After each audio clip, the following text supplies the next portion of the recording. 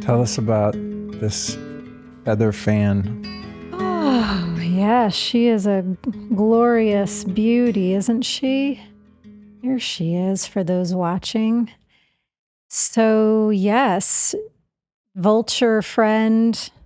I have both wings, but this is just obviously one full wing, but arrived to me and henceforth to us on Easter. And we have a big theme of Jesus today, so Jesus is going to be woven throughout. That was on Easter that day? It was Easter Day. Oh, funny. I didn't know that. Yeah. I never know what day it is. Yeah, we were on our way out to Kim and James to celebrate Easter with the kids. Remember the Easter egg hunt? Right. Oh, yes. So, yeah, to make a long story short, I have been a carrier of vulture medicine for a very long time. In fact, if you go to the homepage of my website, and this is not a shameless plug, it's just actually what the situation is, the main header image of me is in Nicaragua with a volcano behind me, and I have two amazing shots. One, I have my hands in prayer pose and a single vulture. It looks photoshopped, the way the vulture is placed in the shot, and it's like beak is pointing toward my prayer hand. And then there's another shot where there are four representing the four directions. And I've just been so deeply communing with and working with and learning from vulture for so many years that, especially when we moved to Texas, and they are pretty prevalent here, I sent out a prayer to receive a vulture feather because I was to perform a clearing ceremony for you, and we needed a vulture feather and we didn't have it. Do you remember that? Mm-hmm.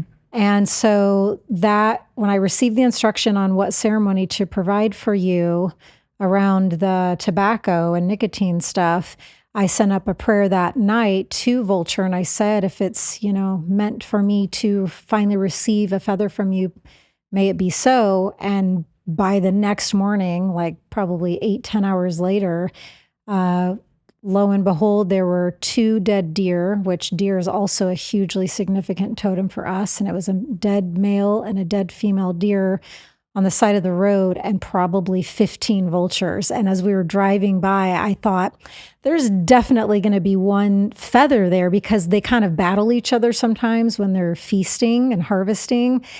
So went back, and sure enough, I got the single feather. And then fast forward, a year or two, and I sent up a different prayer. I really felt ready to receive vulture wings.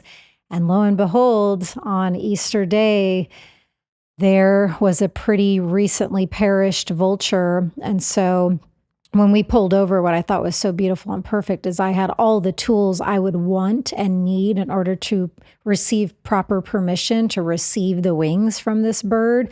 I had tobacco, I had sacred herbs, I had a rattle. There were wildflowers already right where it was at. And we, of course, asked permission, and it said yes. And then it was many months of processing these wings. I've been in deep prayer over these particular feathers and wings for many, many years. I mean, if you really track back, probably more than a decade. And so, yeah, it was a really significant time. I mean, to receive my wings, it's symbolic of so much. But yeah, after processing them and getting all the meat off and having them with borax and salt and in the sun, I just let my intuition guide me on how to, put the finishing touches on it. And you got me some deer hide, which was really sweet. And these are some prayer beads from South America. And then this is cowhide. So yeah, here's one of the wings in all of her glory. And she's powerful, isn't she? So beautiful. Yeah. It's funny. It's funny to be married to a mystic Earth Mama, because one never knows when you might have to pull the car over suddenly and dissect some roadkill. Yeah, you were the one. We also had the knife in the car, which, living in Texas, we right away knew to adopt that practice, because just a lot of wildlife and a lot of creatures here, and armadillo. And if you accidentally hit one when you're driving and you don't want it to suffer. You want to be prepared. So Yeah. we had all of these shamanic tools ready to receive my vulture wings. So thanks for being my partner in that. Yeah, it's a funny experience being on the side of Highway 71, which is a pretty busy, high-speed highway, and I'm over there carving these wings off. There was remember that sweet guy who pulled over to Oh, check yeah. on us, and we're like, we're just getting some vulture wings. We're just taking apart some roadkill here. And then further on our way to their house, we found a turtle. 2 that day. Oh, really? That day, before on one of your solo trips out there, you found a single one, but on this day, it was a mom and a little one. Oh, right, There were 2 rocking across the road. Yeah, about to get flattened and turn into further roadkill. Yeah, and it's interesting, this way of living in prayer and living this lifestyle is so natural and organic, and I'm very connected to my primal energetics and my wild medicine woman. So I think a lot of it in terms of the reverence, but I don't think much of it in terms of like, oh, this is strange or abnormal. But, occasionally we'll have someone come over, maybe a photographer, and they'll see the wing, or I'll take a picture with the wing, and then they hear the story of it. And then they'll come back and be like, my wife couldn't believe that I told her the story, how you and Luke pulled over, and just how we received the wings. And I'm like, oh, it's kind of sweet to have moments of reflection like that from people that don't live in this way. It's just nice to hear sometimes that they're kind of in awe or a bit mystified that to us, those are kind of normal, standard ways of reverent living. I mean, humans have been living in reverence to nature in ways like that for eons until fairly recent times. Correct. So any chance we get, or I get to tap into that ancient part of myself, feels really good. Even something as simple as, I take the vast majority of my peas outside in our yard. That you do. Half of them with you, half of them with Cookie. It's like a family land pea connection time, which even before we moved into this home, there was something that got activated in me many years ago. And it was so intriguing when I would enter upon some lands, especially if it's a land that I'd never been to before. Like I remember the first time I entered into Joshua Tree, there's this very specific pulse communication that talks to me and says exactly when I need to pull the car over and to greet and say hello to and commune with that land.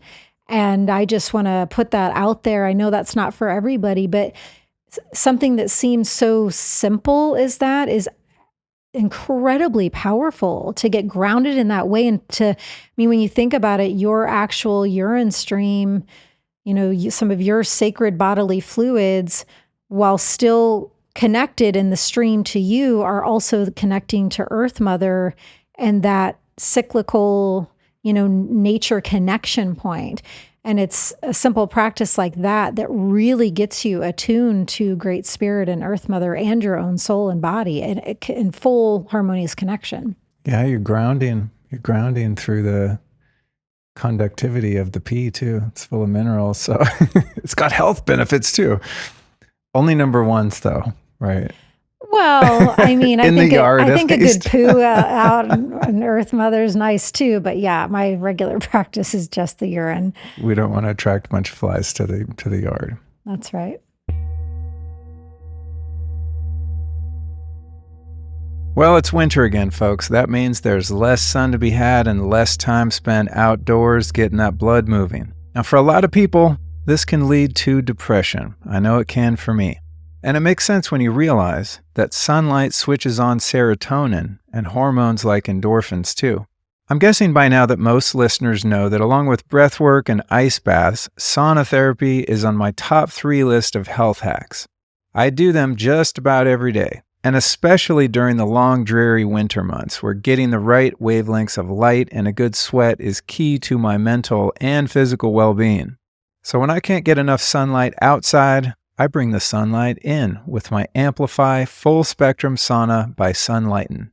Research shows that infrared saunas can have a positive effect on mood, helping to alleviate depression and anxiety. And regular sessions can also lower cortisol levels, reducing stress and increasing mental clarity and focus. There's a ton of science on infrared therapy, but I also go by how I feel. And when I step out of my sunlighting, I always feel super chill and ready to tackle what's next. So bring the healing powers of infrared light into your home with the highest quantity and quality of infrared available. Visit get.sunlighten.com/Luke Storey and use the code Luke Storey to save up to $600. Oh, and also check out the Stylist episode 477 with Sunlighten co-founder Connie Zach.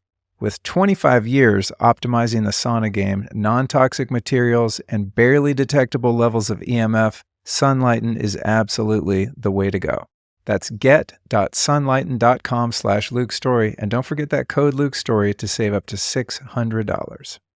So we have not had one of these husband-wife podcasts in a long time. What, 8 months or Well, I think something? probably longer. I have not done an interview by choice for, nearly a year. There was just something that started to really inform me a long time ago that I just wanted and needed to take a sacred pause. Excuse me, had to clear some stuff out. I find I've taken some sacred pauses specifically with interviews before, probably not ever this long, especially considering before I had my awakening, my profession was in media. It was hosting, it was television, it was radio. So this is potentially the longest pause I've taken in probably 15, 20 years, honestly, which I just realized that in this moment.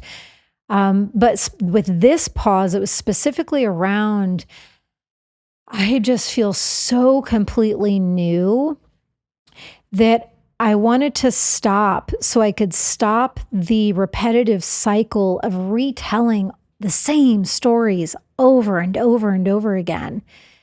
And I'm so grateful, when I get invited to be on people's podcasts. But also, I want to note, I've taken this almost year break from going on other people's podcasts and vice versa. I've also taken an almost year break from having guests on my Ceremony Circle podcast. So it's been a true hiatus. And I just thought it was perfect because this wasn't actually really scheduled for more than from 3 days ago. I had tuned in and sensed that at the end of September, I would feel pretty ready to go. So there's a couple more that have been booked for a while. But then a few days ago, you were like, hey, instead of me just doing my Ask Me Anything solo, do you want to do this one with me? And I thought, oh, this is even better for my first one back, to be with my husband, to be in our home, and to let this one inform me how I want to move forward. And I think I'm going to actually email the people who I'm booked with at the end of this month and just let them know that I might have some unique boundaries. Like I don't know that I want to keep telling the same story as to like my divine intervention and my awakening and how I became a shaman. I feel like I might want to put that stuff to rest and just be and speak from here, from this new timeline. A really powerful place. Yeah, I've wrestled with that a bit myself in terms of one's origin story, right? And like the arc of every story, you have kind of beginning, middle, end, the hero's journey, the challenges you've overcome. And especially, I think, in the context of recovering from addiction and alcoholism, part of what helps you inspire other people who are having those challenges is you kind of identifying with where they are, right? So if you think of the context of a 12-step meeting and someone is the speaker, people are sharing, it often begins with, hey, I was really down and out, and there's some war stories and stories about how bad it was, and then how it finally reached a tipping point and you found your salvation and now what it's like to be sober, right? So it's like your kind of origin story and the challenges of your past are relevant and have value for other people and for yourself, like to have some contrast between where you came from and where you are now. But I've gone through so many stages wherein I actually don't want to identify myself in a limited way. Oh, I'm a recovering heroin addict or alcoholic. And the story kind of gets old, I think, when you're the one telling it, despite the fact that it might be valuable to other people that are hearing it or learning about you for the first time. So that's something I've gone through. It's like, I don't even want to talk about that stuff. Yet at the same time, it's pretty incredible when you look at the arc of someone's life and the challenges they've overcome. Just, if somebody survives cancer or whatever, it's that origin story has depth and weight, but being the one telling it gets old because you kind of want to put the past behind you. And as you said, have a new starting point of where you are. Yeah, I just want to explore, I'm not locked into any set rules, in real time as people are listening and we're talking. I'm sorting it out on a mind, body, spirit, soul level, how I want to proceed. But I'm just such a pretty masterful embodier of the codes, of the wisdom, of my devotion that I want to play with and experiment with, trusting that the codes of all of those heroes' journey stories and just everything that you just shared, is so within me that it's like I want to start to trust in a different way of the communications and the ethers and the energetics pulsing and working and reaching whoever resonates and wants to listen to what I have to say. I want to trust in myself and I want to trust in the listener that we're all evolved to a place where they are going to get and receive the codes of all of those past stories and journeys, and that they'll receive from the new point what's verbalized and the words and the crystallization of the words that I'm going to speak from this present moment into my future timeline. Like, I don't know. It's just there's something in there that I want to say yes to. And we also did a cord cutting recently, out at the fire pit, and that felt really significant. I've done a ton of cord cutting ceremonies for myself and facilitating for other people for various things, whether it's cutting cords in between you and other people or other past situations, kind of soul retrieval type things. But I'm not too sure. The intuitive inspiration struck, God or my soul spoke to me, I don't know, a few weeks ago, and it was like, cut the cord to your entire past. And I thought, have I actually ever done that before? I've done so many cord cuttings and clearings.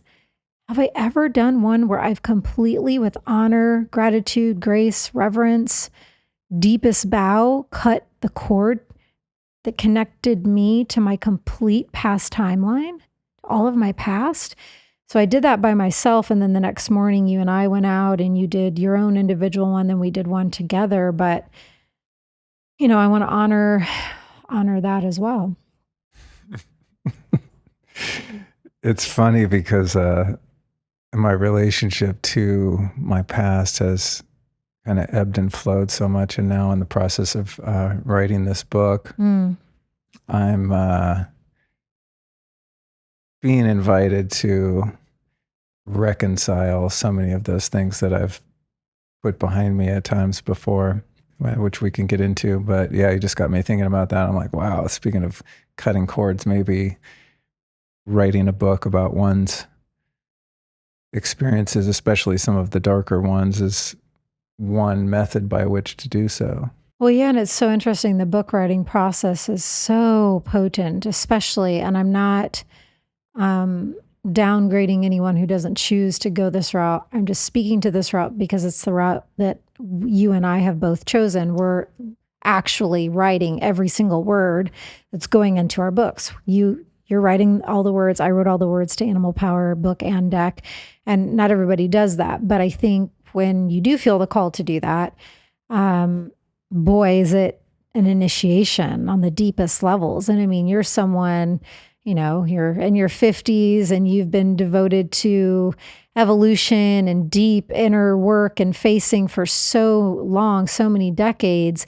And you've already traversed, the the babysitter who harmed you, but it's like you've gone through so many layers of healing around that. But then there's something about the potency and the portal of the book writing that all of a sudden you get ushered into these thresholds and gateways of these aspects of initiation that you didn't even know were there, didn't know that you would feel inspired to do, didn't know were possible. And I think that you have been encountering that. Oh, man. I didn't know what I was getting into, honestly. Yeah, it's wild. It's wild. I mean, one thing that has been really helpful is watching you through the process of writing your book. Mm. When Alyson and I first got together, we had been friends, and then we became a couple through stories we've talked about on previous podcasts, which we'll link to in the show notes. And by the way, what are the show notes on this one? Let's call it lukestory.com/Alyson. I'll be shocked that we haven't used that before, but Maybe not. Hopefully that's the right one. But when we got together in the beginning of 2020 and we were living in LA and in our little tree house in Laurel Canyon, and just, spot. Me going about my business there, recording podcasts and doing the things that I was doing, and just watching you every day up in our bedroom on that little tiny desk on that busted ass iMac computer. And she would always tell me that the internet was like broken or that something was wrong with the computer. I'm just going to own this. And I would check the speed in my office downstairs. And I'm like, the internet's fine. Like she's tripping. And it was hardwired on Ethernet too, of course, because we're avoiding EMF by not having Wi-Fi on. And then, eventually, I think when we moved, I figured out. When we were moving out. When we were moving out to move here to Texas, I realized there was something wrong with the Ethernet cable. So again, I apologize for that. But for not believing you when your cries Listening for faster internet. It's like, I'm telling you. But point being, just watching what it took to actually create a viable, legitimate book, and just seeing you hours and hours and hours and going back and forth with the editors and the publisher. And you witnessed, some fiery passageways, and it was all beautiful. And there were, much less fires than fires. But when those needed initiatory fires came through various avenues in that process, like whether I knew there was a certain line that I had to uphold and hold all the way through for the book to carry the certain level of integrity that I knew it needed to have, and uncomfortable conversations about how that needed to happen, whatever avenue the fires came in. You get pushed up against the walls into some real like face-to-face confrontational energy.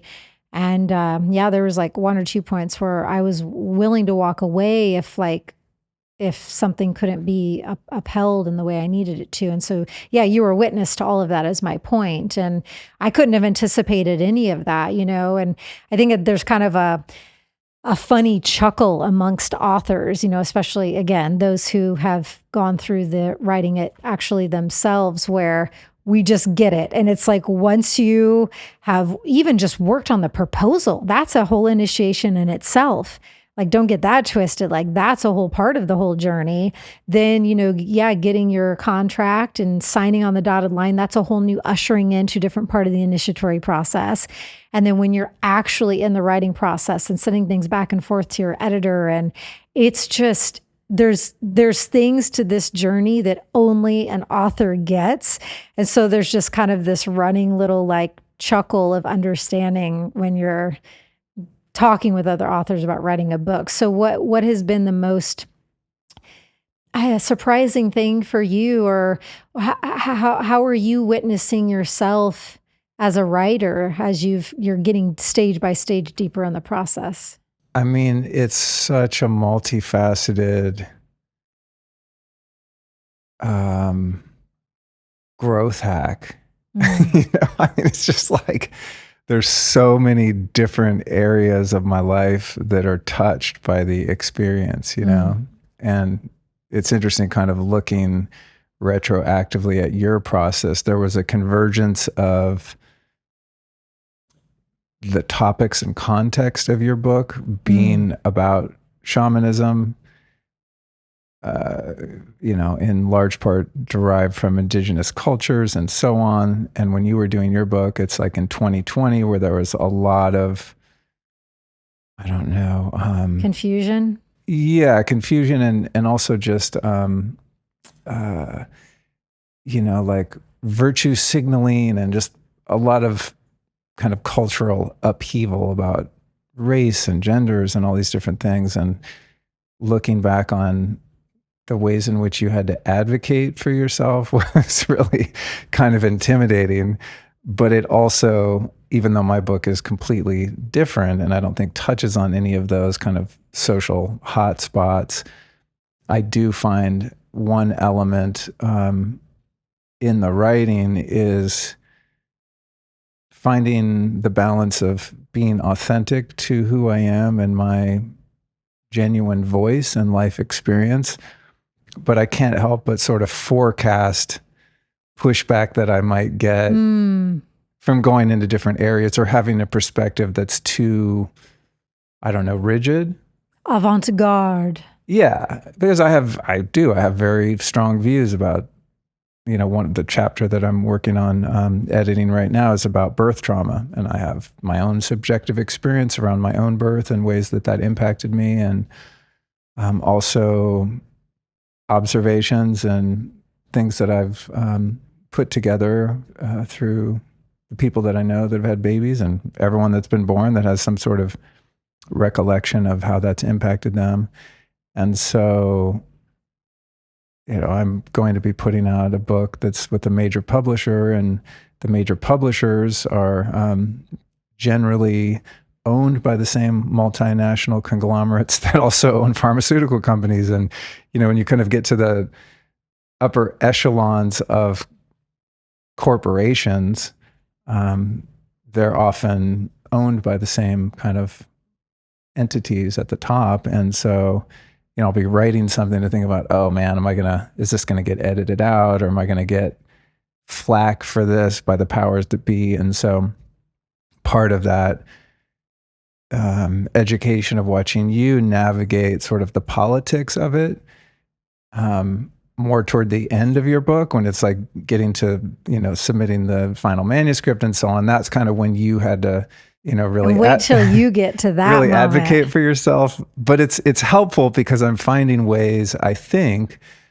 in the process of writing to be, to remain authentic, but also be not so dogmatic or kind of finite in my particular position on something. And from my experience, and I feel like this will apply to you too, you can very clearly tell, like as you're writing and then as it's, going over to the editors and they're sending notes back, if and when, and it's kind of inevitable, but if and when there comes back a note and it's pertaining to a section that you just like, there's just a super, super clear, loud, distinct feeling that comes over when then in order for that book to carry the pure and precise, pristine codes and transmissions and embodiment that that book needs to hold and carry, and you will have to have some back and forth and send up your prayers and all that thing, you'll know when there's a point like that where you're going to have to see something through in a potentially uncomfortable way, versus when you get a note and you're like, oh, you know what? Actually, it's a different feeling. One's soft and there's just no clear impulse or impetus. And the other one, there's just a knowing that's going to come over you when you know there's something you got to stick to your guns on and not. But it's a journey. It's deep. Well, I think this one has been especially so because of the timing too. So as you were writing the last bits of your book and getting ready to submit it, I started working on my proposal for my book, which is called A Horse Named Lonesome. I don't think I've ever mentioned the name of it, but now does that feel okay to say? Well, it's signed and the book deal's in the can, as they say. So I thought it was a great title, so I never wanted to say it out loud. But now it's, it's been announced in the, kind of literary press and Oh, it things like has. that. Okay. Yeah. Because even me hearing you say it, I'm No, like, or should you have it's an said official that? thing, A Horse Named Lonesome. Yeah. Okay. So I had the title and the basic premise for the book, which came to me incidentally in a mushroom journey with our friend Harry, the first really intentional kind of psilocybin experience that I had. And actually, it started before that because I thought, oh, I want to write a book, right? It's like, oh, well, all of my peers, everyone I know has a book, right? All my friends and podcasters, it's just a thing you do. And so I was like, it was kind of a business play in my mind. Just, maybe I'll write some of it and just kind of get an outline and then have a ghostwriter write it. And then there's like a Luke Story book because it's what you do. And I sat on that idea for a couple years and I just could not motivate myself to write one word. I mean, it literally just was dead in the water. And I was kind of bothered by that. And in that ceremony, just such a beautiful experience. Cookie was with me. And Harry's just such a gifted facilitator. And it was just a really beautiful experience. But in part of that evening, I started contemplating the book and like why I was stuck on it and what was revealed in a much kind of deeper, more drawn out way was the reason that I was unmotivated to make any progress is because I was approaching the idea from a place of self-interest. It's like I wanted to write a book to benefit myself. It had actually never occurred to me that maybe I could write a book that would really help other people. Oh my gosh, that's funny. Yeah. I mean, I'm sure there was, some context of that. Sure. But mainly it was just like, oh, you need a business card, right? It's like when you go to public speaking. It's time to do that thing. Yeah, it's like time for the book. It's the logical progression in my career That's as a public speaker and a podcaster and stuff. But anyway, I got kind of a very, I don't say a rude awakening, but a very clear awareness that there was a body of wisdom in my life experience that could potentially really help some people in a meaningful way. And, of course. And so there was a shift that happened that night, and I was like, oh no, this is really an important book for a certain number of people. Who knows how many, but now I know that a few people will certainly take in my book and have some pretty profound realizations and awakenings as a result. And so anyway, in that's when I discovered what the title was and the whole premise for the book, that it was going to be centered around this theme of loneliness and just disconnection and how we reconcile duality and how that kind of manifests as a feeling of separation. And so I got the basic idea and thought, oh, I'm off to the races now. And then started working on the proposal, as you know, and I really wanted to come out swinging, and just have like the best book proposal ever created. So I started doing that. Which you might have attained. It's pretty badass.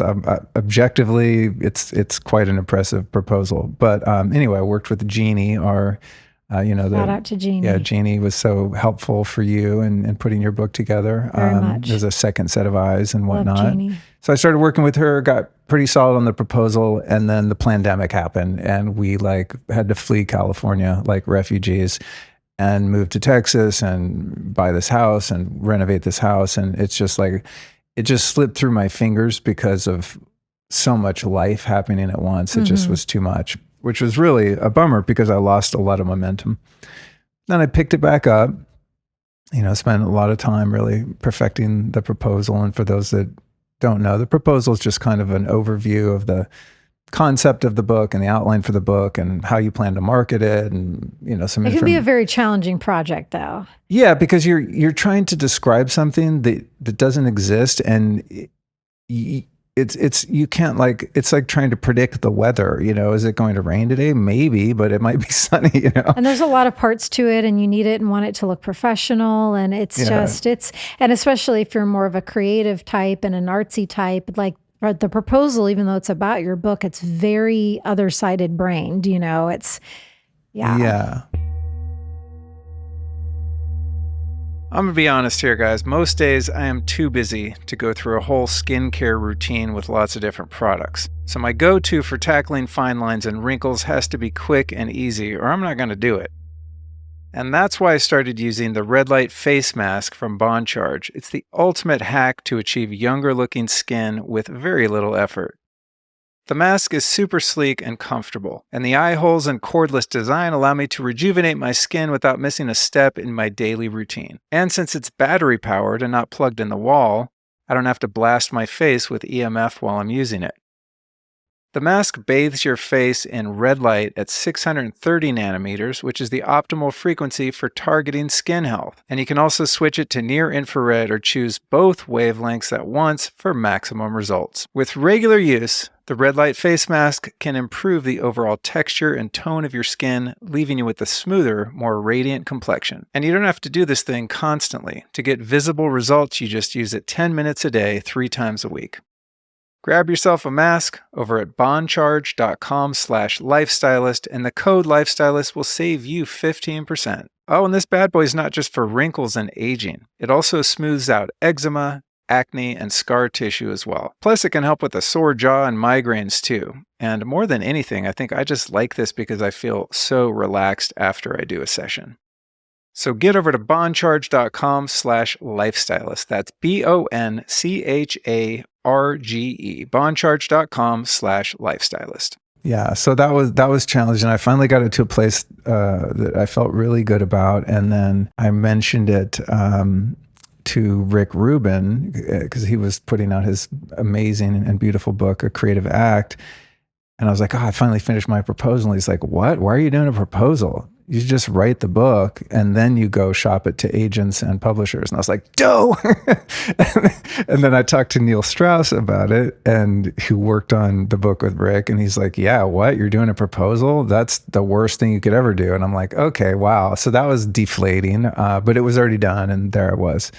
So I joined Neil's writer's mastermind, which is really helpful, and that kind of got me, through the proposal and into some of the book. And anyway, long story short, found my agent, Jadri, who had reached out to me a few years ago and had listened to the podcast and stuff, and felt and feel really aligned with her. And then, shopped the thing around, and it was picked up by GCP Balance, which is an imprint of Hachette, which is a huge publisher that I love, and great imprint, great team, great editor there. Same publisher. Funny, I didn't even realize Hachette is the mothership of Chronicle too. So yeah, we both ended up under the same publishing parent. Yeah, publishing parent, which is funny.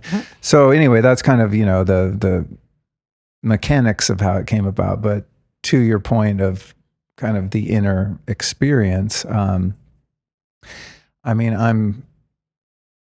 delving into things with a depth and an objectivity with which I've never looked at these parts of my life, and how I might be able to convey them in a way that's relevant to other people's life experience, and to help them kind of overcome some of the things in their life in a way that I've overcome some of the challenges in mine.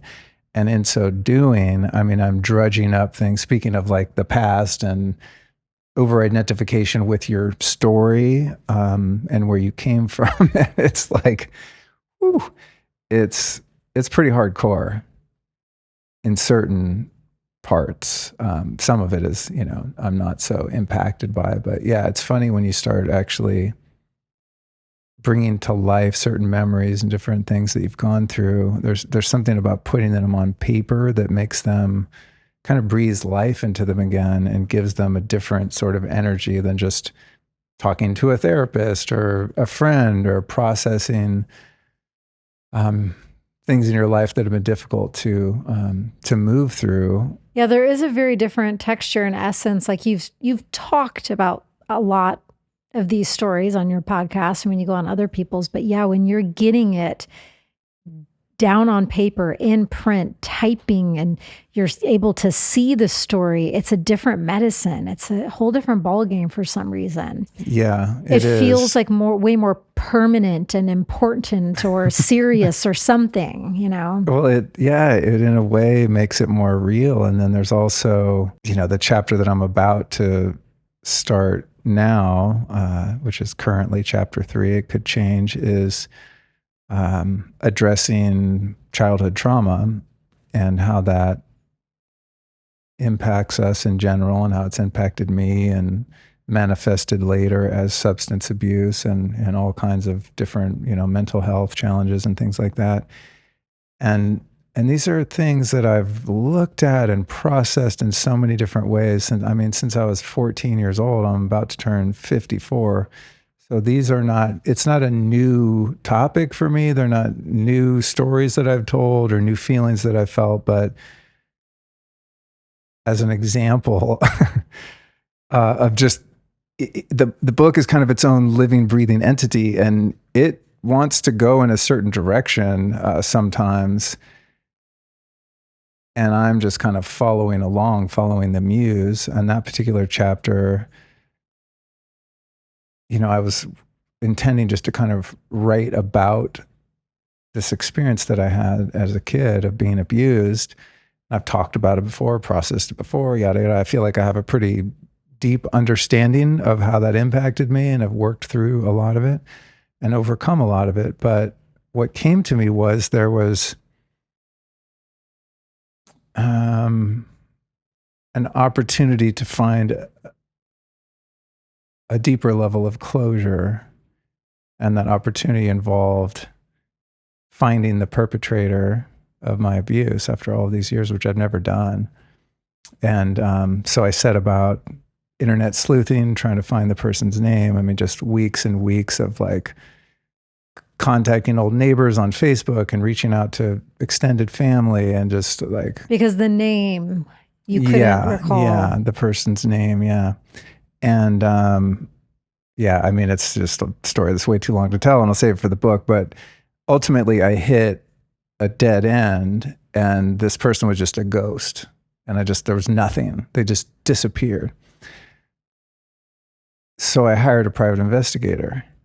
And in 15 minutes, they came back with the name, and I had one letter in the last name wrong, and that's why I couldn't find him. Mm-hmm. And the man is alive and well, and well, you don't know if well. Well, I don't know if he's well, but he's alive. He's alive. And that was an unexpected turn. I wasn't, you know what I mean? It's not like this particular book is not a linear process like, 1 + 2 = It's let's see what happens. But I felt like, well, I'm going to try to find this person. I don't know what I'll do if and when I find them. And then when I couldn't find them, I was like, okay, cool. So now I'm going to go back to the chapter, and that's kind of the end of that story.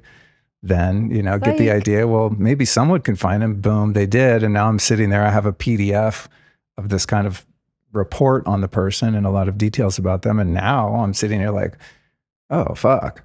What do I do with this? How do I even proceed? Do I proceed? So it's like not only about writing a book, it's about kind of,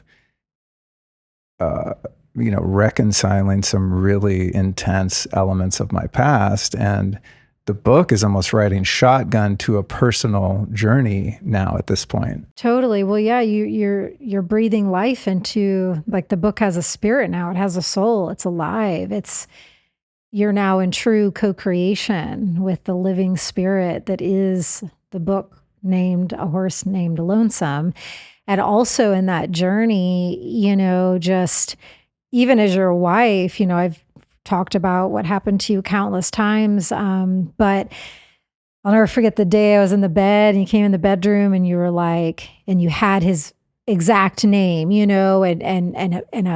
and I wanted to see a picture of him. And like, I'm even having my own moments just on the periphery as your wife of like, oh gosh, like stuff is deeply impactful and profound. And also the part of the journey where Remember when you thought you had it sorted who it was, and we thought he was a freaking therapist? Yeah. And so then there was that avenue of like, Yeah. do you book a session with this man and then like it's recorded, or like how do you go about that? And so yeah, just in this one thread of a narrative of this entire book, you've gone on this whole huge journey that's like movie worthy already. Well, it's interesting, yeah, because I mean, the part that we're speaking about is one chapter of, I don't know how many they end up being, probably 10, 11 or so. I mean, this is just one. It's like even just dealing with this one is just profoundly impactful. And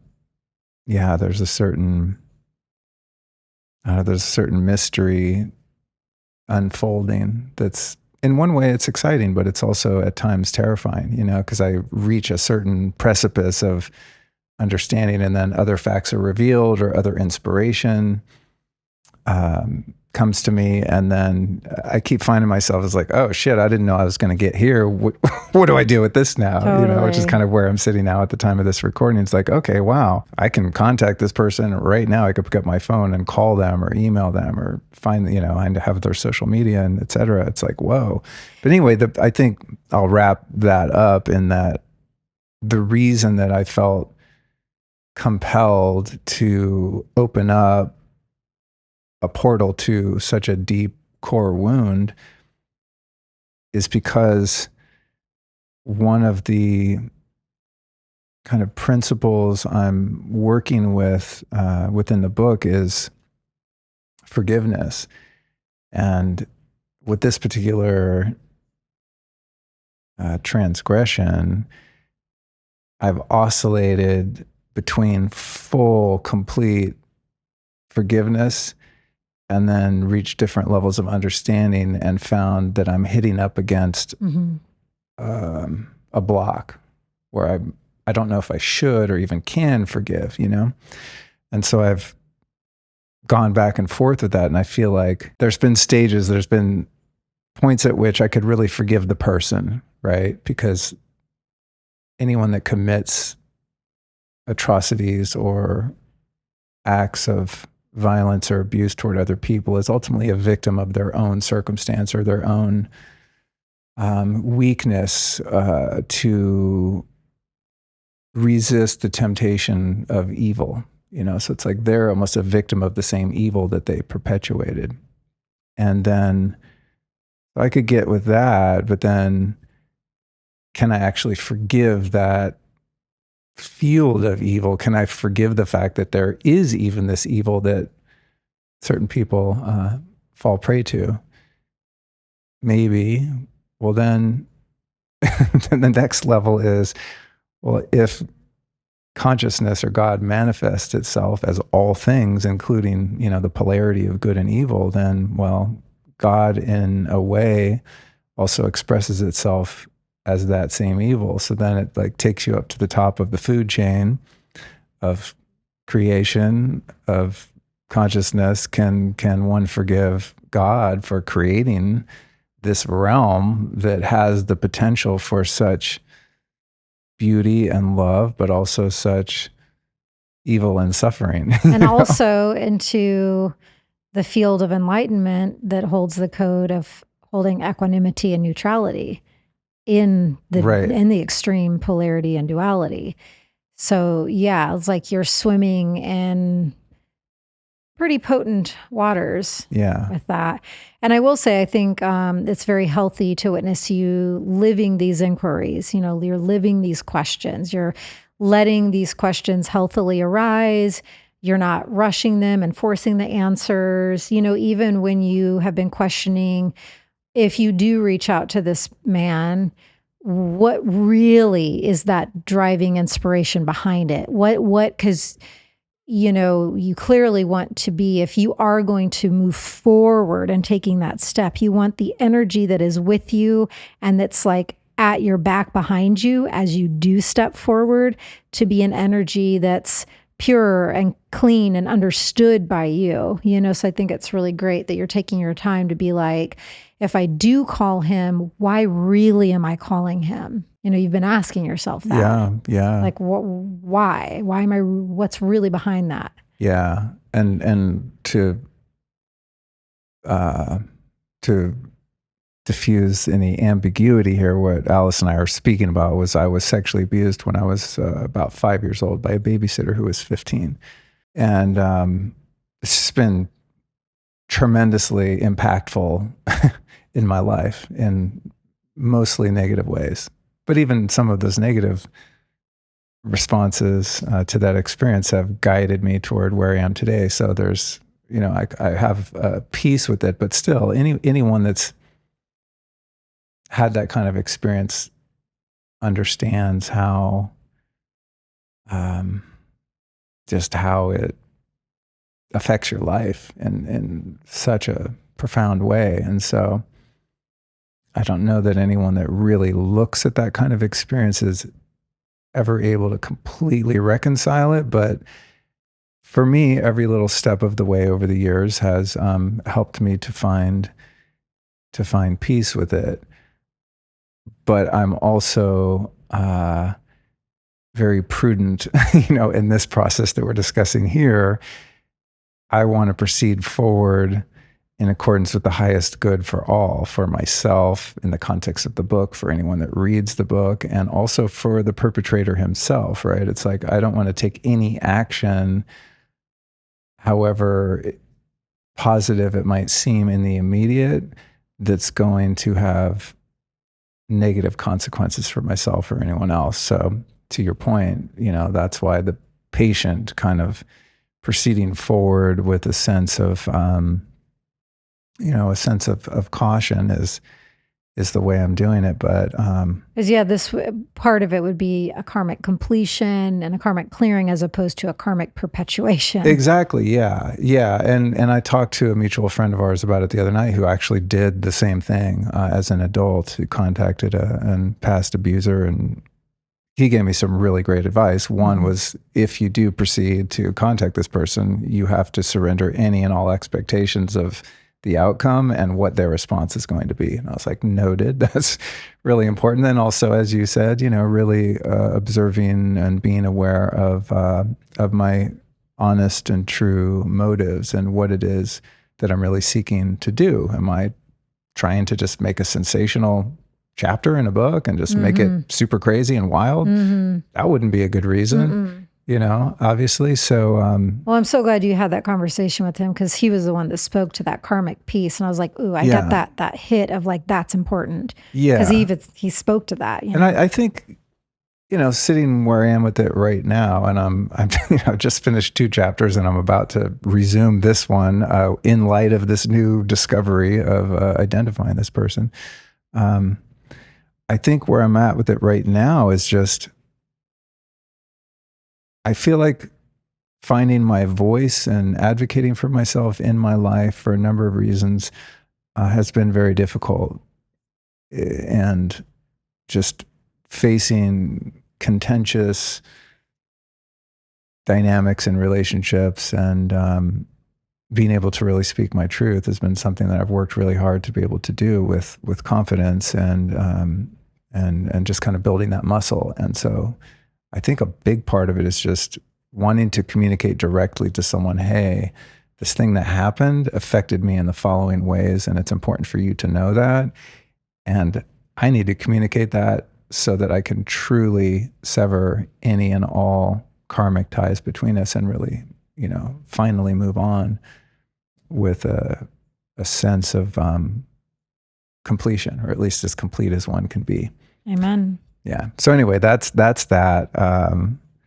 It sounds like it's gonna be a really heavy book, but to your point earlier of, the first idea I had is like, just throw some ideas out and hire a ghostwriter and just like put a book out that's sort of like a calling card. And when I elected to go on a bit of a deeper journey with it, I had no idea what I was getting into, and it's beautiful and challenging and all the things all at once. Yeah.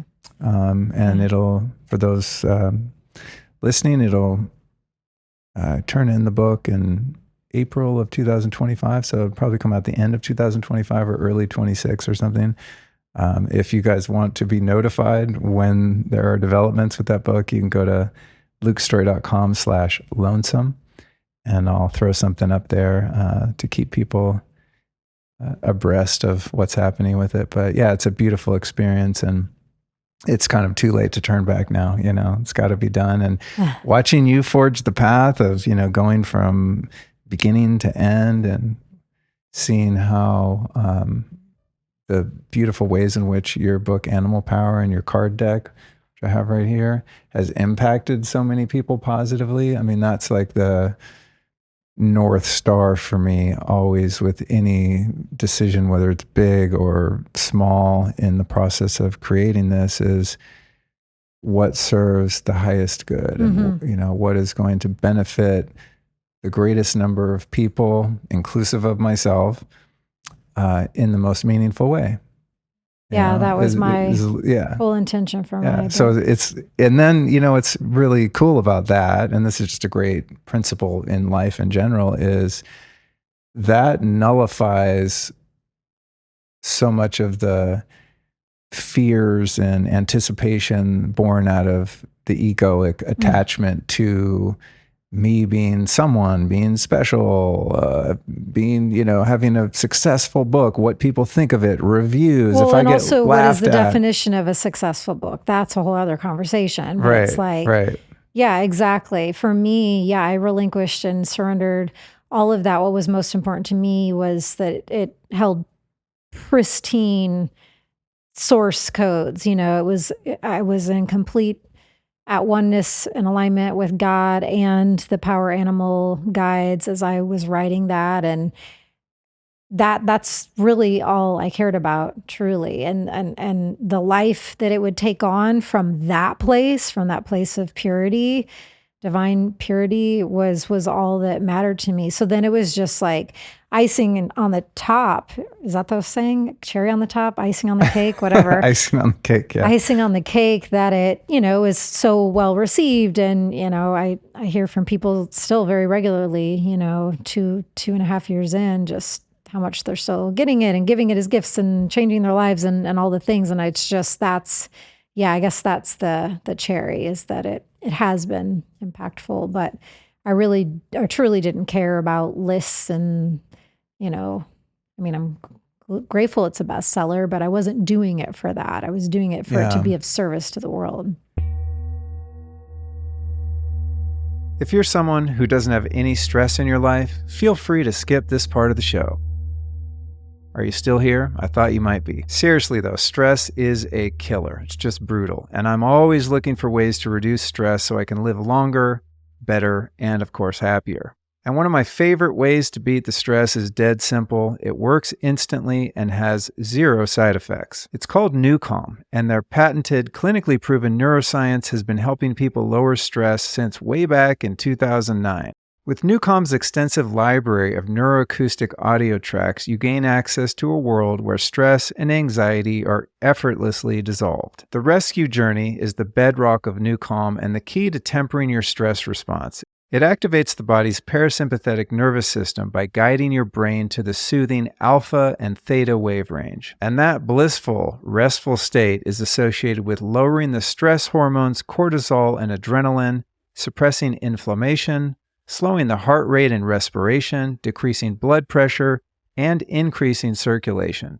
When you hang out in that brainwave state, you can even bolster your immune system. And real talk here, anytime I do a rescue session on the NewCalm app, I always feel grounded, sharp, and revitalized afterward. So here's what I'm going to invite you to do. Get over to newcalm.com and sign up for their 7-day free trial. And then when you're ready to join, which I'm sure you will be, use the code Luke to get 15% off any subscription. And by the way, you don't have to use NewCalm to get calm. You can also go the other direction with their Beta Wave program. NewCalm's focus journey enhances your clarity, boosts your thinking speed, and deepens comprehension. And it also eliminates distractions, allowing deep concentration for longer periods of time without feeling tired. That's why I love to use the NewCalm focus tracks when I'm working on the computer doing things like preparing these promos. Bottom line is, New Calm really works no matter what your goals are. It's a non-negotiable for me. So to try it out again, visit newcalm.com. That's NUCALM.com. And once you sign up, use the code Luke. I've observed in my life when I have anxiety and fear around something that I'm creating to put into the public arena, if I'm doing it for myself, if I want something out of it, if I'm attached to whatever the outcome or benefits that I believe it's going to give me, that's directly proportional to the level of anxiety I experience, right?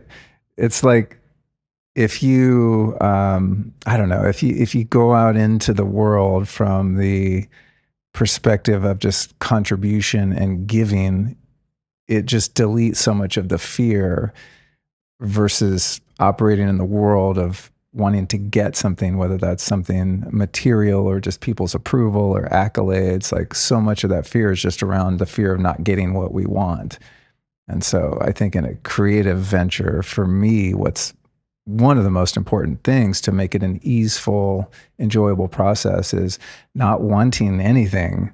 You know, the most I can do is like divorce myself from the results that I hope to get. And the more I can release the attachment to those results, the more free and fluid is the experience. Yeah, just be in the vehicle with the divine. Like I was calling upon the animals each day who wanted to present that day to have their portion written. And, you know, it's a true co-creation. It's a different energy. Oh man. I was just writing a couple days ago about our engagement. Yeah, it's a really...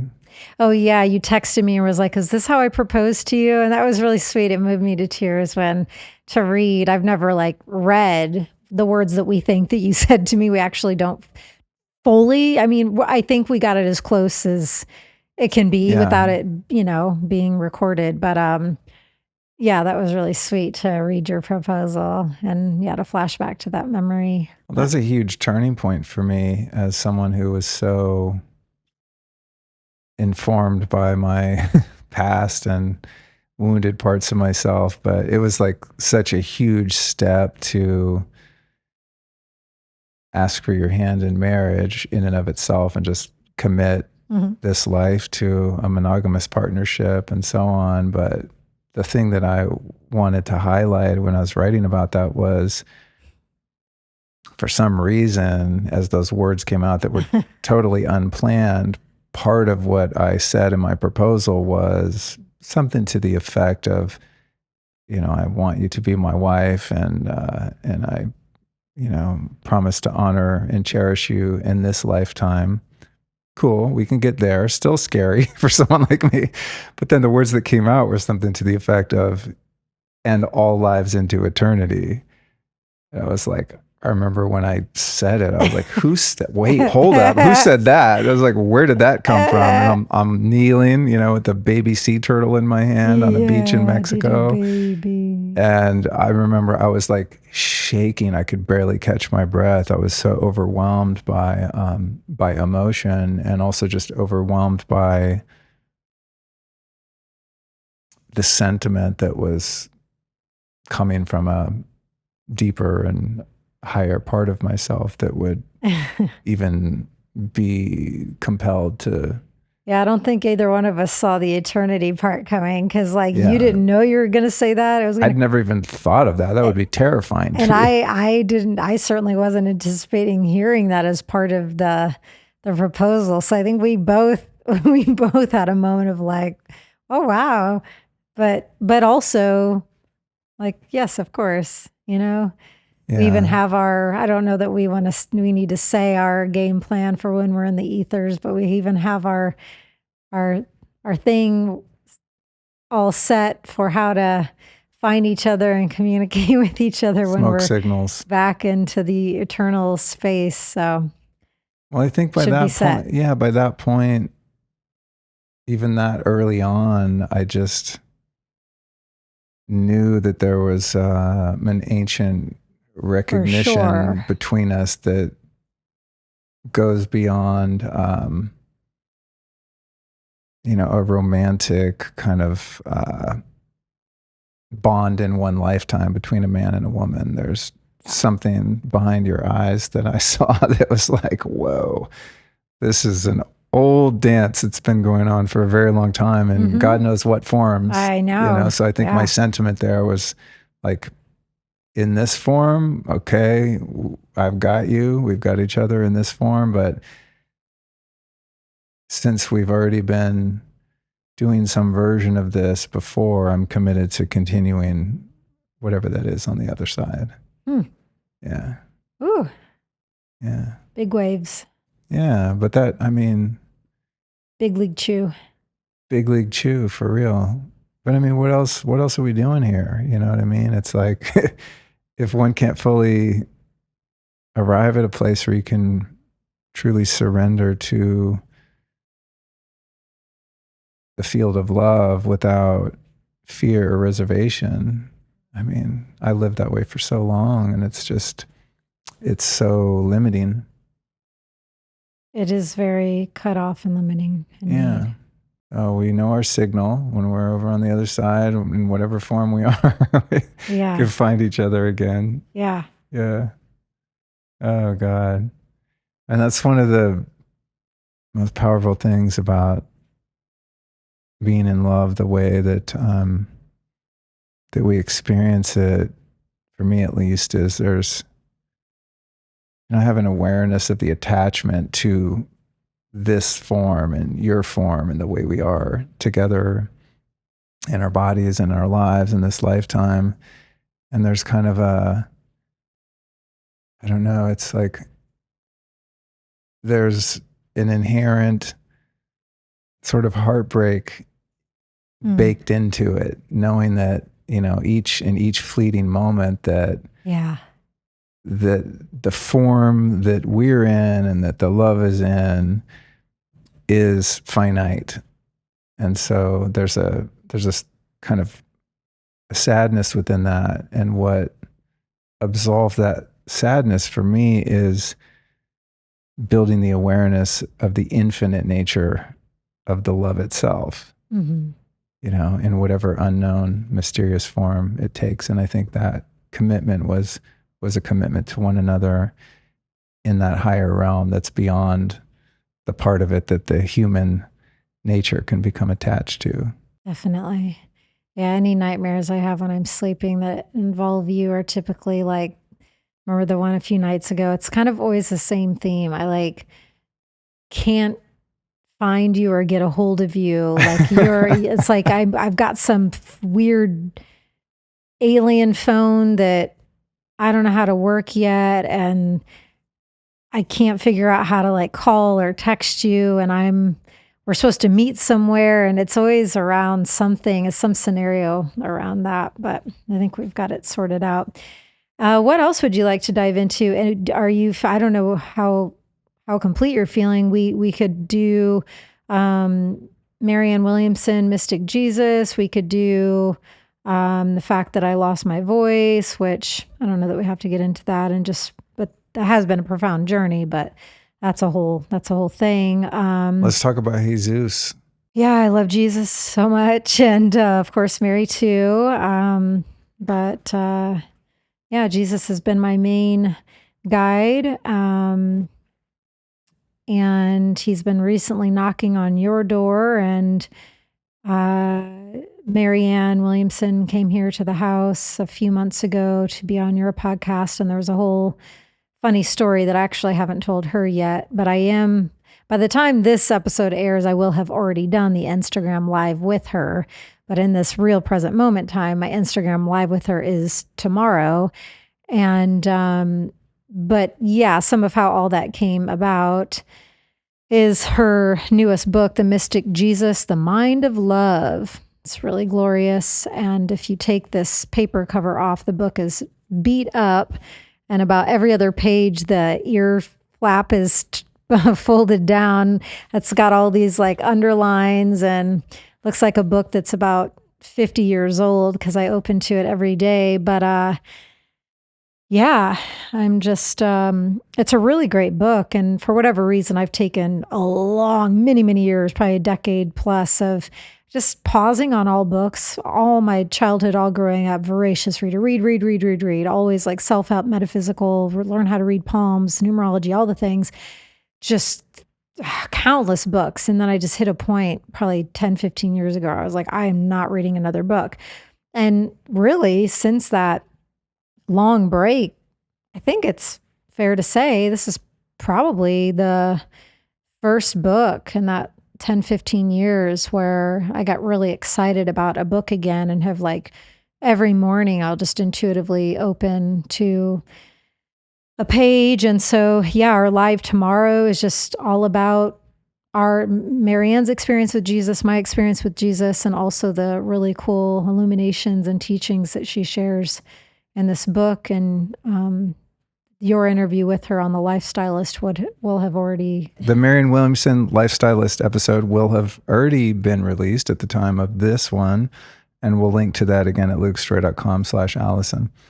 That was having her over and having that conversation was really meaningful for me as someone who just have benefited a lot from her work over the years, and I've seen her speak zillions of times. She used to do weekly talks on A Course in Miracles in LA and New York. I've seen her all over the place. And then when she entered the political arena, I think she ran for Congress even when I was still living back in LA, and she started to sort of bring some of that message into her realm a bit. And I didn't identify so much with her perspective. And then she ran for president and et cetera. And I think we definitely differ on some of our views in that regard.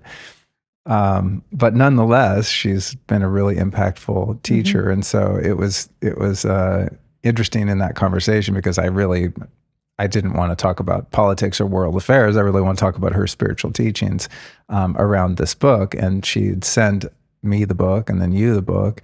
And I hadn't gotten around to actually reading it in time for the interview. So I'm excited for you to actually be able to have your conversation with her tomorrow and delve more deeply into that. But what was interesting about the timing of her coming over here to do the podcast and, you know, promoting her new book and you getting into that book is that around the same time, I started getting these ideas as I do sort of, I don't know, a curiosity or some sort of magnetism toward Jesus, not religion, but just the teachings of Jesus, his energy, Christ consciousness, etc.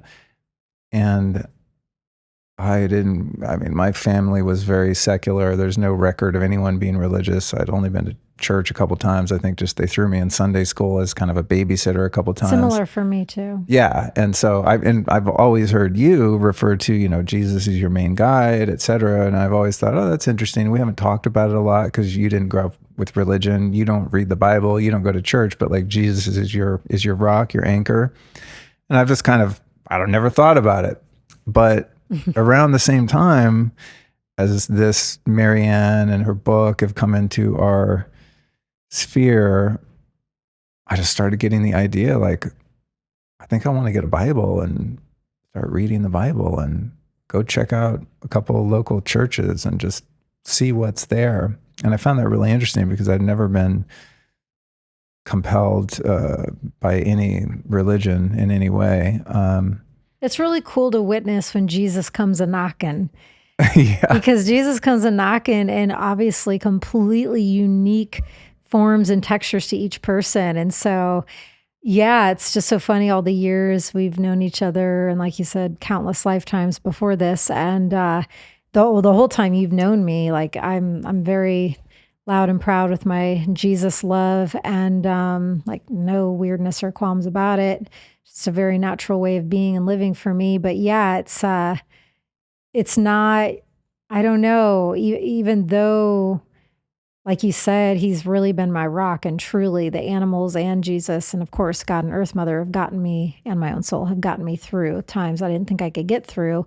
But yeah, like you and I specifically, like going down the vein of and speaking of Jesus and what my relationship exactly is with him. It's not like a conversation that we've delved into a lot. No, we've never really talked about it. I just thought, oh, good for you. And then after you talked with Daniel Vitalis, you guys had like a 5-hour Jesus phone call meeting, and and you were like, yeah, because I was like, I don't need the whole 5-hour notes, but what was one of the main takeaways? And you said how he was really urging you, like outside of the Bible and outside of religious context, to start to form your own communication and relationship with Jesus. And you're like, that's how you've done it too, right? And I was like, yeah, that's the totality of my relationship with Jesus is founded from that place. I didn't learn of Jesus through the Bible. I learned of Jesus because he was brought to me through my best friend and in my awakening time, and so yeah, I'm grateful for that, and it's all beautiful. But it's just been so cool. Like I have no attachment to where it's going or how much you end up loving Jesus or not, but it's just cool to just quote unquote randomly witness him just kind of tapping on your windowsill a little bit more recently. And like you said, us going to church, and now we have this beautiful family Bible that it's funny though to witness us in the mornings, like when we do our prayer time. And of course we do prayers without the Bible too, but now that we have it, we will get it out, and Luke will typically read a little passageway. Or the Bible's teachings called passageways? I don't even know. I don't know either. So yeah, we're very clearly sections. very I don't know. new to the Bible, but we'll read a bit, and then usually one or both of us is like, not sure how I feel about that. It's like, but it's a cool adventure and expansion. And I trust myself enough, and you trust yourself enough. Like we're gonna find our way with the Bible. Whether we keep going down the Bible road or not. But it's a funny new experience. It's interesting. Yeah. I mean, I've looked kind of inwardly to see where this motivation or sort of charm toward that could be coming from. And even though I don't think in any way influenced as a kid, in any kind of religious context, when I look back, the most transformative, impactful teachings of my life have by far been the principles outlined in the 12 steps. And before there were 12-step groups and 12-step literature, they were Christians. And historically, religion and church in general has been very unsuccessful at helping alcoholics and addicts. And then the early pioneers of Alcoholics Anonymous, the co-founder Bill Wilson, had also tried religion and couldn't get sober. And then, long story short, they figured out that if two alcoholics talk to one another about their experience and support one another and start to adopt spiritual principles into their life, that they miraculously were able to get sober. And so the basis of the 12 steps, I wouldn't even say that they're Christian principles, they're just spiritual principles that are abundant in a lot of different religious contexts and teachings, but these just happen to be codified in a way that's most closely tied to Christianity. But they knew that they couldn't get alcoholics to go to church or to get religion, so they kind of made their own secular, non-denominational, very open-ended approach to those universal principles. And one of the smartest things they did was using language like God as you understand God, or actually they said him. I think they've changed it since to make it less patriarchal or whatever. But you can have a relationship with God, surrender your life to God as you understand God. So they were really wise in the way that they created the architecture and foundation for those teachings, because they didn't say you have to surrender your life to Jesus or none of us would be alive right now, because of the defiance against, religion, et cetera. So lo and behold, for the past 27 years of my life, I've been, without really even being aware of it, adhering and being guided by principles that are most certainly represented in the Bible, even though I'd never read it. And then I also thought back to maybe when I was about 5 years sober, I was really researching the history of Alcoholics Anonymous because my life had been so positively impacted by those teachings. It's like, well, where did they come from? How did these guys meet? And how did the whole thing come together? Because it's just so revolutionary in my life and in the lives of, our culture in general since 1935 when it came together. So in my research, I found one of the books they used to read before they had their own book was a book by Emmett Fox called Sermon on the Mount. And one of the mentors I had at that time recommended that I get that book. And I knew so little about Christianity or the Bible. I didn't even know that phrase Sermon on the Mount was related to the Bible, or I probably never would have bought the book. Because I was like, yeah, I'm not going to become religious, Anyway, I got the book and I still have it. I've read that book for years and I found it so useful because it dispelled all of the metaphor kind of and symbolism of the teachings of Jesus and brought it into a metaphysical lens where it was like, okay, this is what the words said in the Bible, but this is what he meant, which was all about science of the mind, kind of the new thought movement of the 20s, 30s, and 40s. It's about your thinking. And in dealing with alcoholism and drug addiction, your thinking is the very mechanism that will lead to your downfall if you don't learn how to manage it. And so without even kind of remembering that, when I started getting Jesus curious again very recently, I was like, oh, that's interesting. I've been kind of doing it this whole time without really knowing about it, But to the point, to bring it up to real time and why I brought it up to you and then, called Daniel and I was like, yo, I'm getting Jesus curious. Like, what's your take on this? To which he responded, his main advice was like, work on the relationship with Jesus, not the relationship to religion, which resonated with me. But anyway, bringing up to real time now, I think one of the things that has lit that spark for me is really the existential crisis in which we find ourselves as a species right now, and that over the past few years, we've really seen a centralization and just an overt rise in totalitarian control that seems to be very rooted in evil.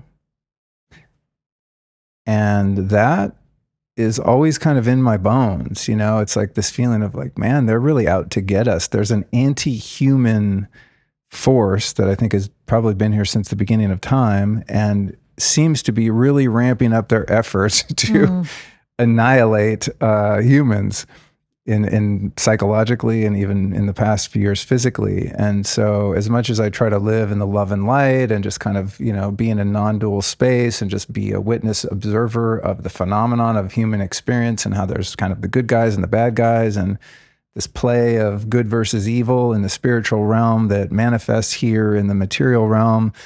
And I can intellectualize it and kind of understand it and I can reconcile it. But at the same time, there's a part of my instinctive survival that feels afraid some of the time. And so I started to realize that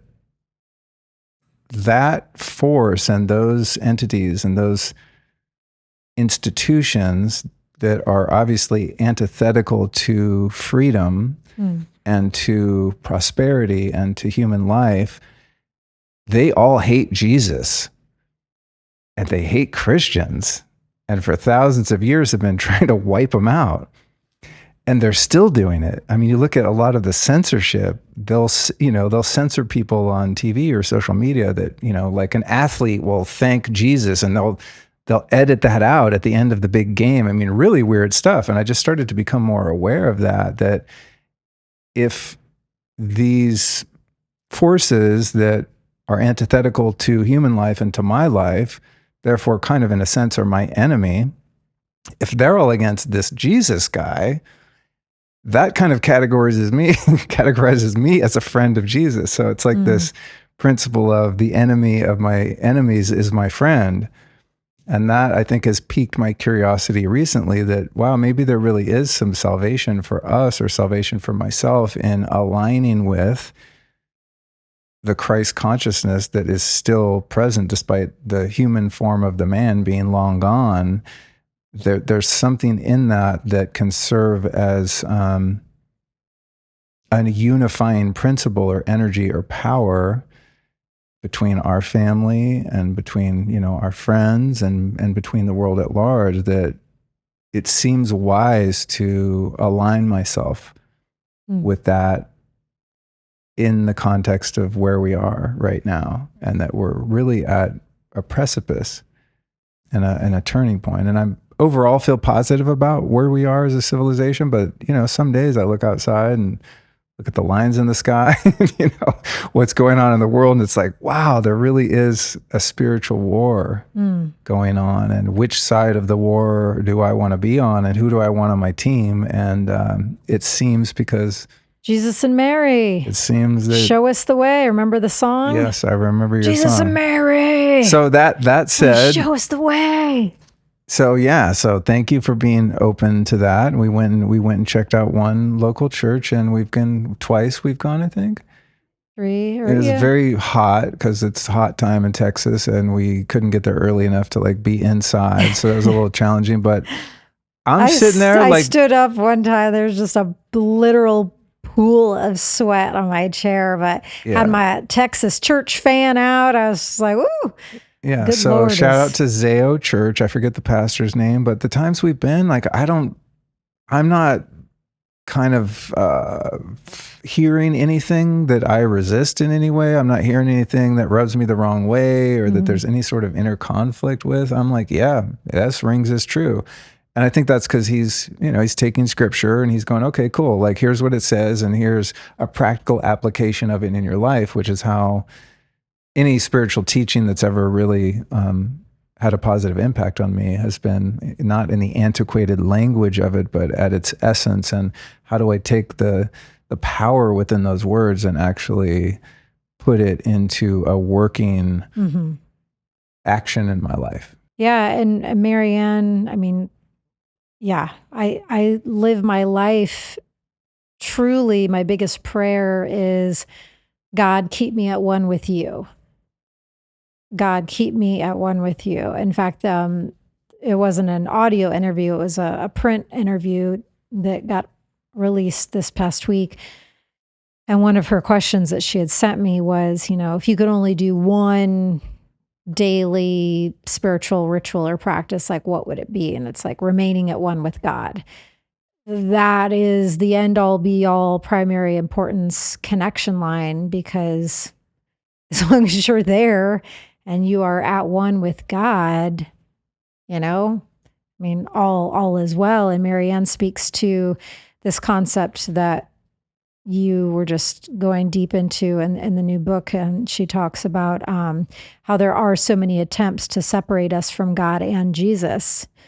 And I think, to your point, it's more important than ever with just the legit spiritual warfare that's going on, the realms getting thinner, so people feeling or becoming more aware of that spiritual warfare and the darkness, especially in the last 4 or 5 years. Just, it's a needed process, but as that darkness and those energies, and those shadows creep out from the crevices and the caves and come out to be met with the light and illuminated and reconciled, it can be a really, at times, raw, real process. And then you add to it all the other stuff with social media and just all the other things going on in the world. It's just pretty nutty when you boil it down, just all the distraction lanes and all the attempts to take us out of that unification with our own divine soul, out of the unification and at oneness with God, out of that unification and connection line with Jesus and Mary. And so that's why I hold it as the utmost importance. Prayer and practice for me is staying right there with them. One of the things that the many things that I admire about you is your lack of interest in keeping abreast of what's going on in the world, socially, politically, and so on. Not that I think there's anything wrong with that, but myself and I'm sure some other people listening can get very caught up in the melodrama of things going on in the world about which we have zero control or influence, right? Politics and just social issues and things like that. It just feels like all infighting to me. Yeah. Well, it's designed that way, right? Did you know there's a plant that's been cultivated for centuries that not only helps curb sugar cravings and metabolize fat, but also promotes a radiant complexion? Not only that, it also happens to make a creamy and very delicious drink. I'm talking about green matcha tea. Peak's Sun Goddess Matcha is sourced from the high, cool mountains of the southernmost tip of Japan and prepared by third-generation tea masters. It's also quadruple toxin screened to ensure delivery of only the purest ceremonial grade tea. And this is important in the tea game because a lot of teas out there are inferior and loaded with nasties. Sun Goddess Matcha is cultivated with a super long shading period, which maximizes the phytonutrient potential of the leaves. That matters because it's got more chlorophyll and antioxidants to firm, brighten, and clarify your skin. And right now, my friends, you can get 15% off Sun Goddess Matcha plus a free rechargeable frother and cup over at peaklife.com/Luke. That's PIQUELIFE/Luke. The Sun Goddess tea comes in pre-measured sachets that you can mix in either hot or cold water, making it the perfect morning drink for any time of the year. And unlike coffee, the L-theanine in matcha balances the caffeine for calm energy without any jitters or crashes. So hit up peaklife.com/Luke and get 15% off Sun Goddess Matcha.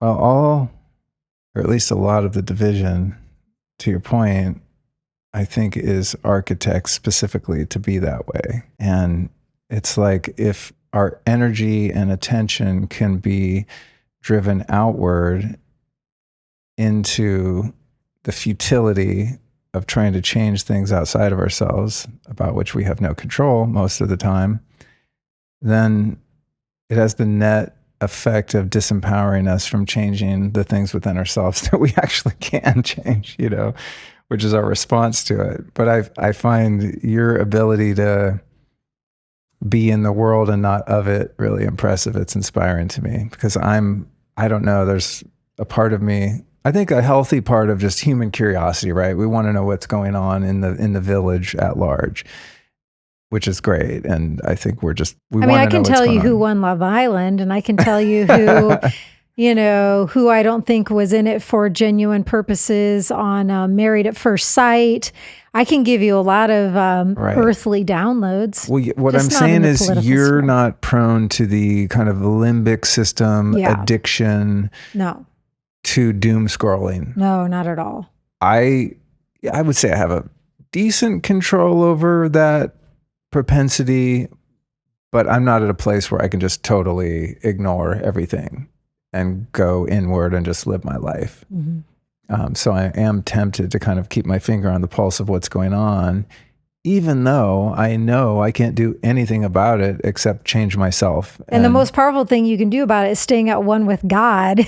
Yeah. And fulfilling the soul devised plan that you and God came up with before you came here, so like that's, thankfully, I've lived in this surrendered, true devotional place for so long now. It's just, thank God I wouldn't know how to be otherwise. But yeah, it's very easy for me to feel when I am right where God needs and wants me to be? And like, what else is there for me to care about?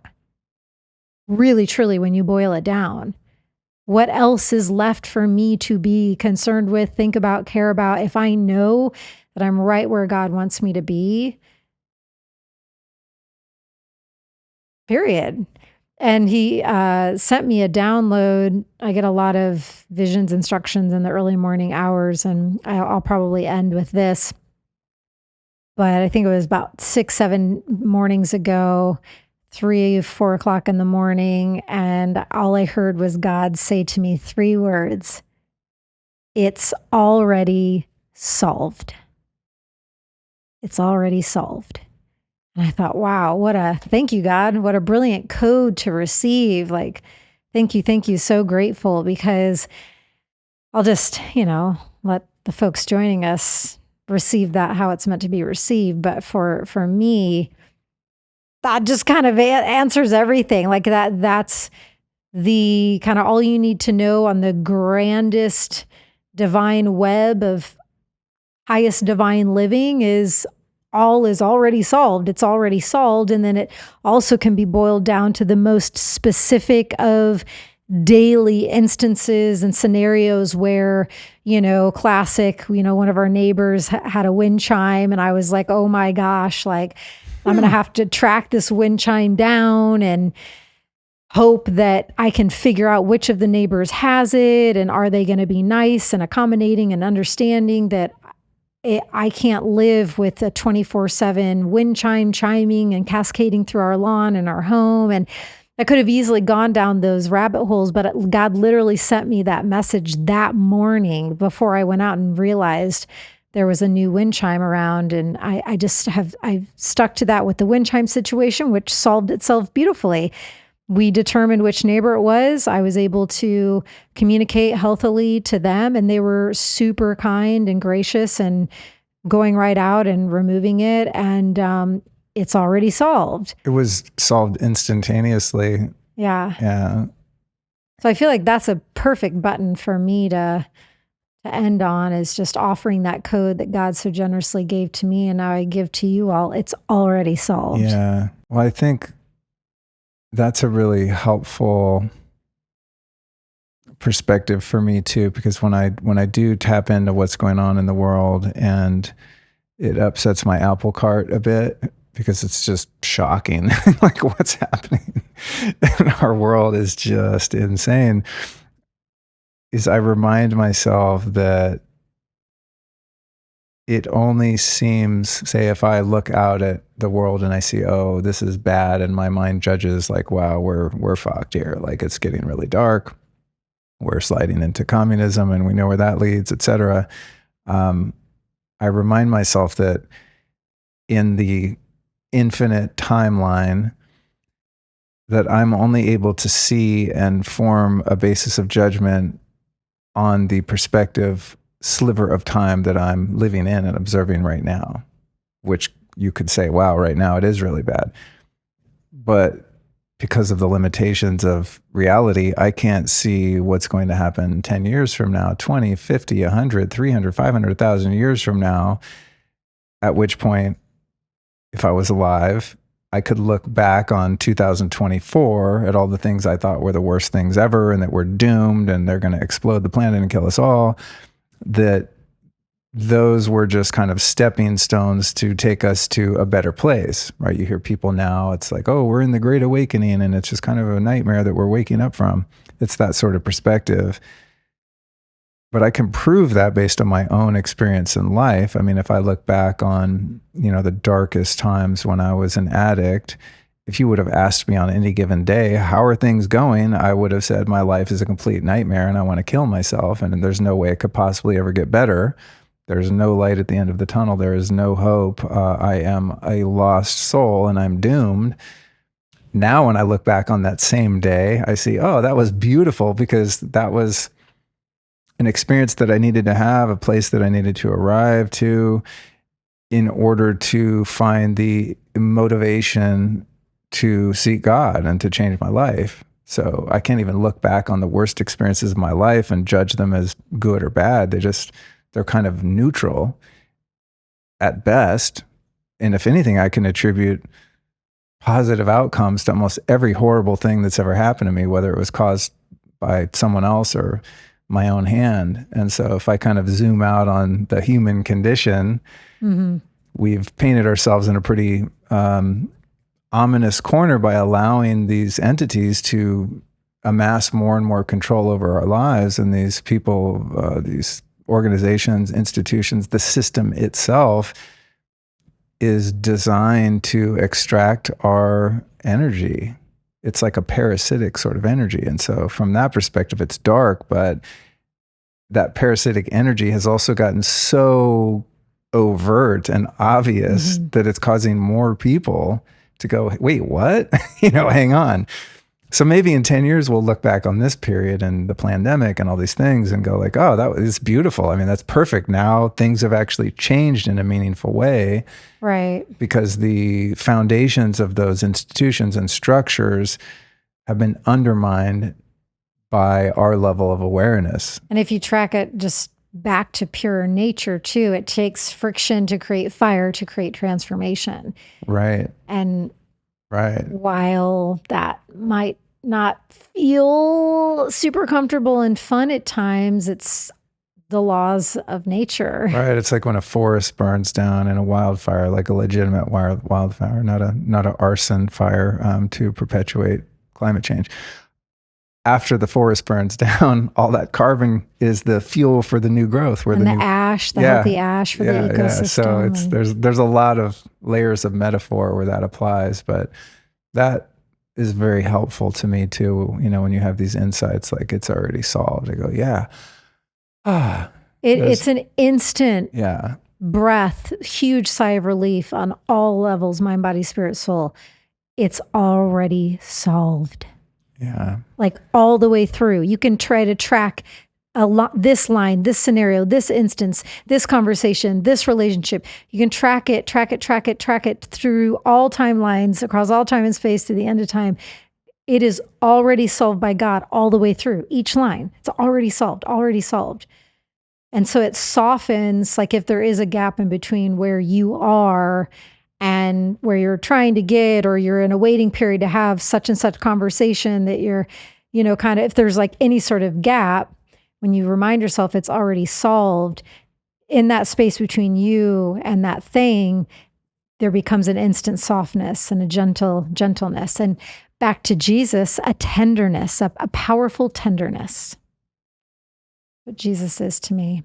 I just thought of another one of those breadcrumbs in the Jesus journey. When was that? I guess it would have been, it was beginning of 2020, I think, when I went and sat with 5-MeO-DMT in Malibu. Yeah, probably would have been about then. Yeah. And I've told this story before. There's a podcast episode I did shortly after that with Aubrey Marcus, where we kind of unpacked and integrated that whole experience. And it's a long and beautiful story, but it was by leaps and bounds the most powerful experience of my life. I mean, just truly supernatural. I mean, just unexplainable, wild ass day. But at one point, and I just went there with 4 friends to just hold space for them. I wasn't even intending on working with the medicine that day. But as it happened, I ended up having 4 journeys in that one day, which is probably too much. One time's probably enough for most people in a lifetime. 4 times definitely enough for a whole lifetime, I think. But anyway, that's how it worked out. But the point is, at one point, I was holding space for someone that I deeply love, and he was having his experience, and I then took some of the medicine, the toad of the Bufo alvarius, or the venom of the Bufo alvarius toad. It's just so hilarious that God put this molecule in a toad that exists in one place on the planet. It's insane. Anyway, I'm having this really deep experience, and I mean, the only word that comes to mind is supernatural. There was some sort of mystical power permeating that space and specifically my body that my nervous system could barely hold. I felt like I was filled with electricity, and it took everything I had to not just pop, like fly out of the room or something. And I was praying for this person who I'm just holding in anonymity out of respect for them. I didn't ask their permission to put them on blast on my podcast, but when he hears it, he'll know who he is if he hears it. And I'm sitting there and I'm just praying for him, and I'm praying to God, and this energy starts entering my body, and it was so overwhelming and just awesome in the biggest sense of the word that I was compelled to ask, what is this? Like, what is happening right now? And I just asked that within my own mind. Like, what is this in my body? What is this in the room? What is happening? And the answer that came to me, and I've never thought about this, I've never even contemplated what this could look like or feel like. So I don't know where it came from, but it was very clear. The answer came to me, this is Christ consciousness. And that's not a word that I've ever used. It's not something I think about, I've read about. I don't know, why that of all things. And that came to me very powerfully, that knowing or that answer that was revealed. And afterward, when I was kind of integrating the process with that person, he also is completely unrelated to Jesus, Christ consciousness, whatever. I asked him what he was experiencing, and he said he was experiencing Christ consciousness. That's not something we ever talked about, And there were other things that telepathically he was getting too. We were both sharing the same mind, essentially. And so he was reflecting back to me experiences that I was having within myself at the simultaneous moments that he was. It was really beautiful. So that left an imprint on me, needless to say. I was like, I don't know what that meant, but whatever that was in that moment, I will never forget. And I've never felt anything remotely close to that level of power and love. I know experiences like that, human words can never fully do them justice. Like when I had that soul orgasm, and the closest I can begin to explain what that felt like is it took me into an exalted state. The word exalted is as close as I can get to describe it. But if you can try, if you take yourself back to that experience as the Christ consciousness was being sent through you, and you're feeling it and seeing it, and it's being transmitted, what's one or two words that an attempt to begin to describe what that felt like, or what the It's already solved. It's already solved. Yeah. I mean, it's like in my life, if I'm able to trace any fear that I have from somebody startling me, knocking on the door, or a scary letter from a government institution, or a difficult talk with, my partner, whatever, like anything where you're like, oh shit, the check bounces, your financial problems, whatever it is, any fear I've ever had can be so obviously traced to its ultimate conclusion, which is the death of my physical body. Like every fear is a fear of death ultimately, right? If, I can't put, the money didn't come in, well, then what's going to happen? Oh, well, then, we're going to get foreclosed on. Then what happens? Then we have to move out of the house. Well, then what? Then we go, rent a little apartment. Then what? Well, we can't afford that. And so we end up on the street. And so we end up in a homeless shelter. Then what? Well, then we get kicked out of there, and we're under the bridge. We're living under the bridge, and we're subject to predation, starving to death. Yeah, we're starving to, you take it all the way to the end. What happens? Your physical body dies.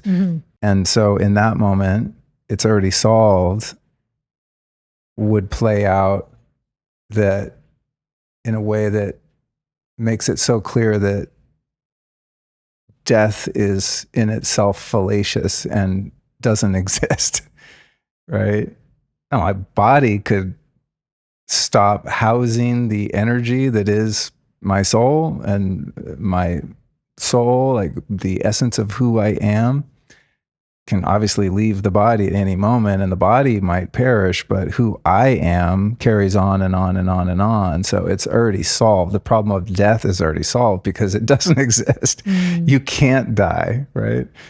So the essence of that moment, and something that I'm really always doing my best to tether myself to, is the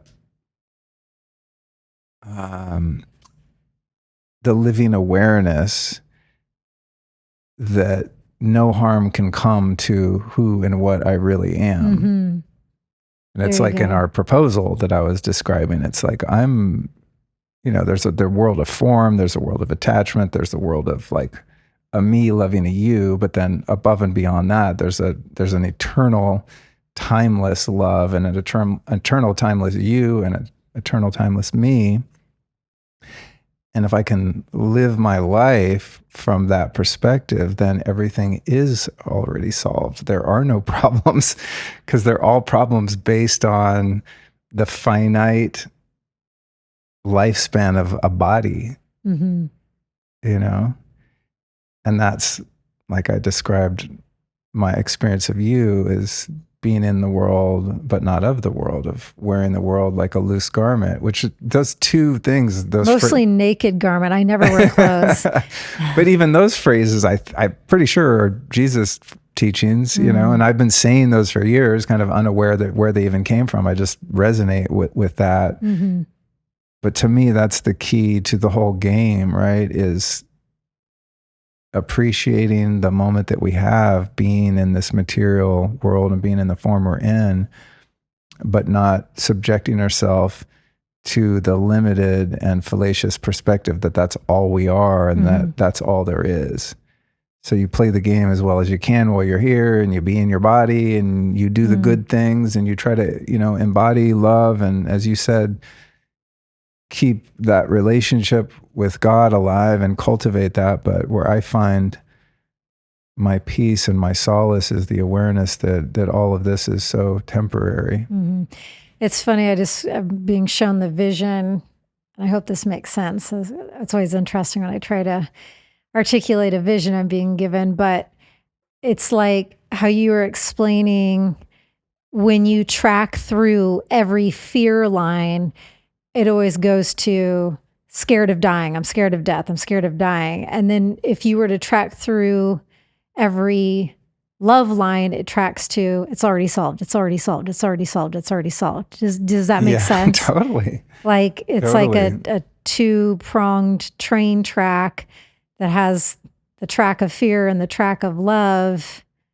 And you can track every fear-based thought to the same exact thing. And you can track every thought to the same exact thing. Yeah. I don't know if that makes sense, but that's what I saw. Yeah. I'm sticking to it. Well, that dissolves the illusion at every point, Yeah. And it's obviously collapses easy. It's easy to conceptualize illusory. and talk about these things. Living it is where the fun challenge of life comes. And that's where it's already solved can become an affirmation. And don't get me wrong, like I think I did a really, really good job of staying chill with the wind chimes.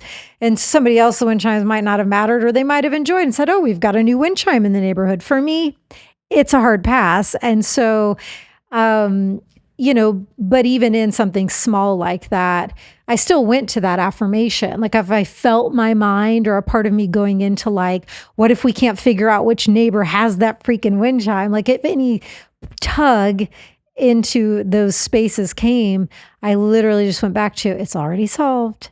It's already solved. And so, because we're human and because there's so much going on and we're all doing the best we can, like when you find a code like that or something that resonates, then you practice it as a mantra, as an affirmation, and it gets more and more lived and more embodied, and then it's lived wisdom as opposed to like trying to learn it. So it's all a process. Ooh, all right. I feel pretty complete. I love these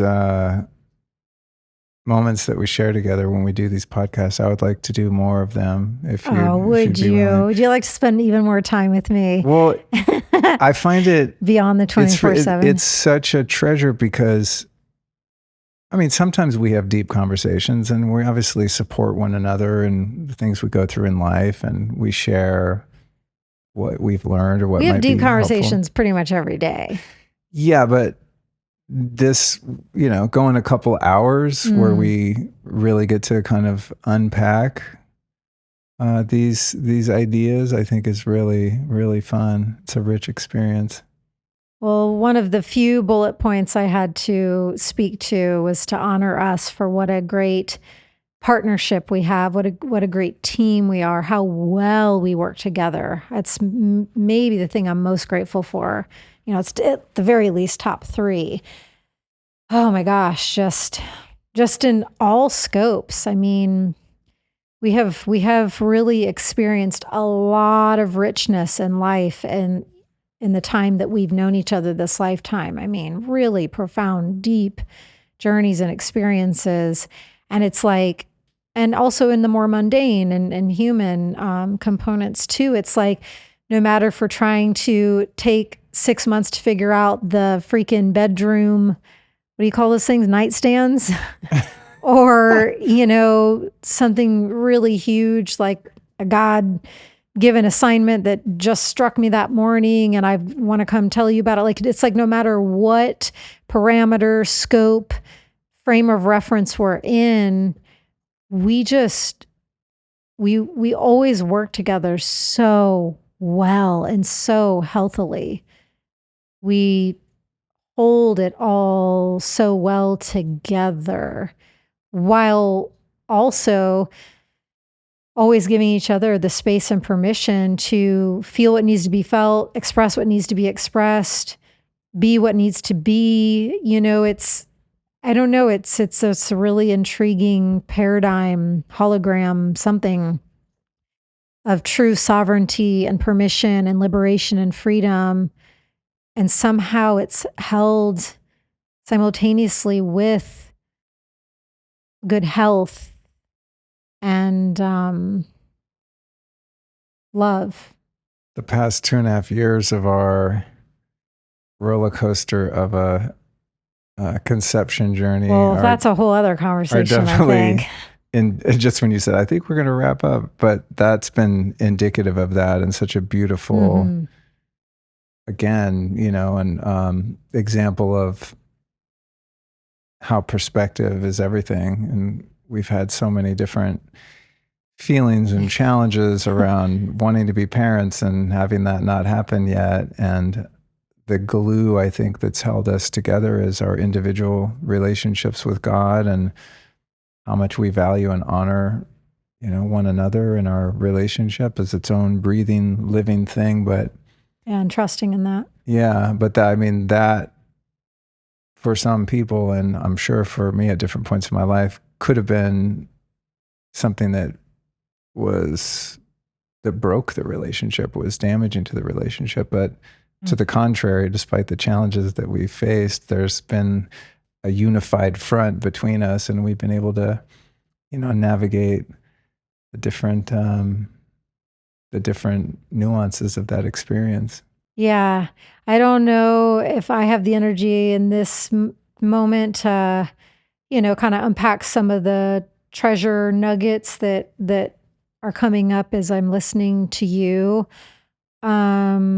So maybe in the next one, if we feel called, we can unpack where we're at with that a little bit more. But I'll just say, as always, Luke and I are and have the entire way through been exactly where we're to be, exactly where God wants us to be. My complete trust in God, my complete trust in my body remains and continues to remain all the way through. So we're not seeking comments, advice. So just want to communicate that while also sharing, we're in a whole new paradigm with that journey at this point. That I think that's all I want to say about it at this point, because there are specific, really powerful stories that go along to the ushering into this new paradigm. But I just don't know if I have the energy right now to. Well, it would be another 2 hours to unpack so maybe that, you know? maybe next time. But I brought it up as Yeah. just an example of something about which I'm really grateful, and a tangible demonstration of what we've been able to cultivate together. And just looking at it from an objective point of view, it's been a challenging couple of years in that regard, and it's only brought us closer, which is beautiful. I think through our shared practice of surrender and trusting in trust in a higher intelligence and a bigger plan than so far beyond the scope of the mind. Yeah, surrender is the answer to everything. There's nothing that isn't solved by surrender. And knowing that it's already solved. Yeah. All right, Mama. Well, this has been super fun, and thank you for spending the day with me, doing my podcast. Yeah, thanks for having me. Thanks for being my first step back into media land again. Yeah, welcome back. We need you. We're happy to have you. Okay. For those listening, you can find show notes. They'll have links to anything we talked about at lukestorey.com/Alyson. If you'd like to get on the notification list for my upcoming book. It's going to be a big one. Thanks, honey. You can go to lukestorey.com/lonesome. The name of the book is A Horse Named Lonesome. And you enter your name and email there. Probably won't tell you anything until something happens with it when it's getting close to coming out. But I'm also realizing that there's going to be a lot of cutting room floor bonus material because I'm a voracious writer. And there's going to be a lot of stuff that I'll end up putting out as supplemental bonus material and things like that. So I'm going to be really excited to share that with people who want to do the deep dive as well. Because you can only write a book that's so long. You got 70 to 90,000 words, and the rate I'm going, I'm going to have a lot more than that. You've got a lot of tales to tell, honey. Yep, I sure do. You have really jam-packed yourself in this lifetime with wild tales to tell. Yeah, it's been quite an incarnation. What a rodeo. There's rodeo stories in the book, There actually. are. A Horse Named Lonesome, because I had a horse named Lonesome when I was a kid. The whole other thing. All right, I love you so much. You're the best ever. I love you so much. You're the greatest wife. So grateful to spend my life with you. And likewise, honey. Be able to share moments like this, and I hope that it inspires some people listening to think about things in a different way. Yeah, love you.